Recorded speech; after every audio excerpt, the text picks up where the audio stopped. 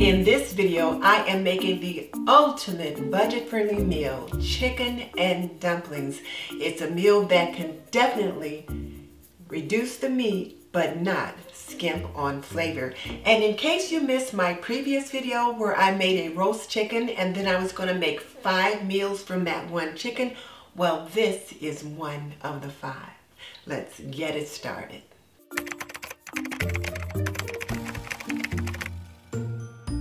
This video is brought to you by Aprondiva. Pretty and practical, we believe that an apron can be a homemaker's best accessory. Visit us at www.aprondiva.com. One of the things that I wanted to do while I made this chicken and dumplings recipe is to continue to use my Caraway cookware and to really try it out. I wanted to put it through all the paces that I would normally do when I'm cooking in my kitchen. And this chicken and dumplings recipe was the perfect one because I'm going to be using the Dutch oven to make the broth as well as sauteing vegetables in that Dutch oven. I made my dumplings first, and I got started with this by melting some butter in the saucepan. While the butter was melting, I mixed up the dry ingredients for the dumpling.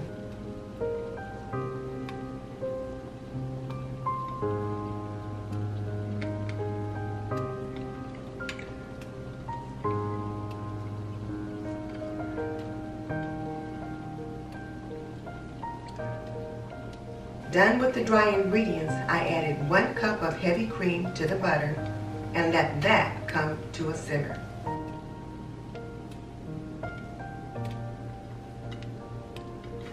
One of the things to keep in mind when using this cookware is to keep the temperature at medium to low. I have a tendency to cook on high, so I am constantly reminding myself to keep the temperature down. I add the wet ingredients to the dry ingredients and stir until well moistened.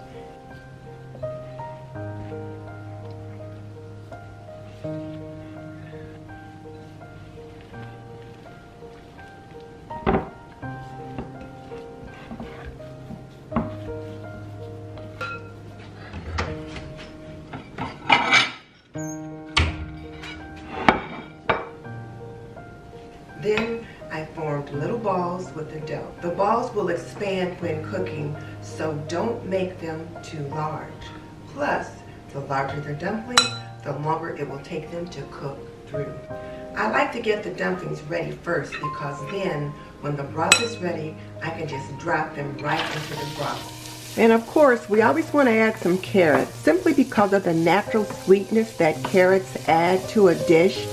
And it also will just help to give us a little bit more nutrients. Since I have such a small amount of chicken, I didn't want that chicken simmering too long and all the nutrients being extracted from it. So we'll start it in reverse this time. I do have a video how I make my chicken and dumplings, and I will link it in the description box below just so you can check that out.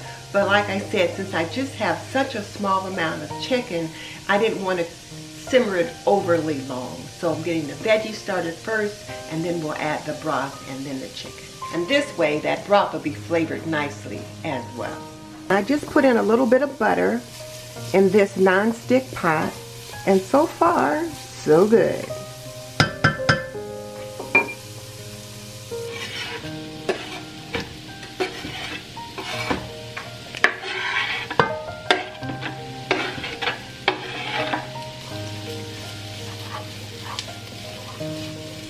I'll give this all a good stir so that it can saute nicely, and then I'll be ready to add my homemade chicken broth.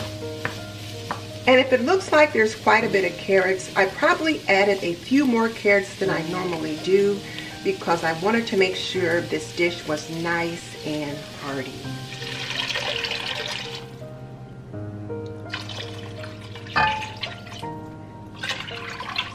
Now I've added 6 cups of homemade chicken broth, and I'm going to just let this simmer. One of the things to remember as you make your broth is to season it to taste. This means to taste it to see if it's seasoned right for your family. You may need a bit more salt, you may need a bit more pepper, you may even like to add a little hot sauce, but season it to the taste for your family, and you might need to taste it a couple of times. So to my young homemakers, when a recipe says season to taste, that's what it means. And then when you're ready, gently drop the dumplings onto the bubbling hot broth. Cover them with a lid and cook for about 25 minutes.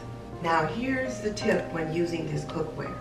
When you lift the lid, make sure to lift the lid away from you and hold it over the pot so the condensation on the lid runs back into the pot and not all over your stove. This dumpling is done.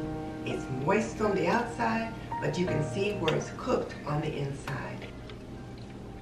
Now I know my husband, and he's going to want to know where's the meat when I consider how little chicken we've got in this chicken and dumpling recipe. So I knew there would need to be some additional sides to make this meal as hearty as it needed to be so that no one left the table hungry.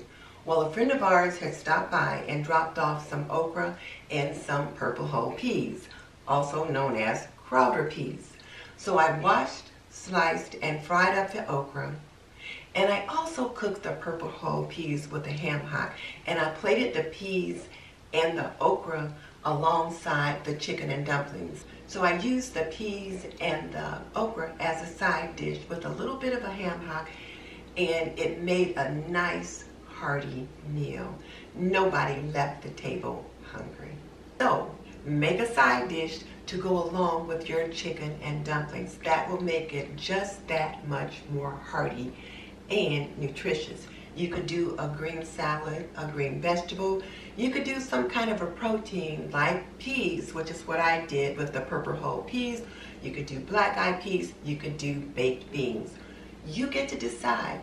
You could even do something as nice as a sweet little dessert. You get to choose. But to my young homemakers and my seasoned homemakers as well, something as simple and as hearty as chicken and dumplings is a recipe you certainly want to have in your recipe toolbox. For more budget-friendly meals and homemaking inspiration, click here.